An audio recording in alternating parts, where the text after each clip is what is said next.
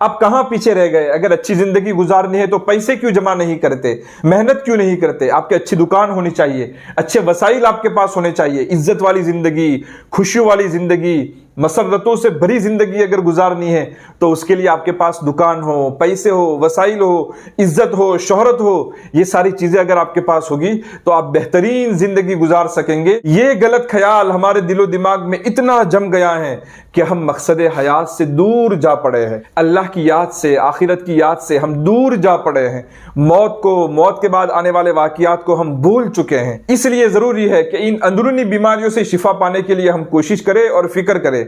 और खुशी की बात यह है कि इसके लिए एक बहुत बड़ा कैंप लगने वाला है जो 2-3 दिन लगेगा, और आप अगर उस कैंप में जाते हैं तो आपको पता चल जाएगा कि आपके अंदर कौन कौन सी बीमारियां पैदा हो गई है। तो अगर आप भी अपनी अंदर की बीमारियों के लिए सिटी स्कैन कराना चाहते हैं तो खैरोज में चले जाएं, वहां बहुत बड़ा कैंप लगने वाला है, यानी कि तबलीगी इज्तिमा।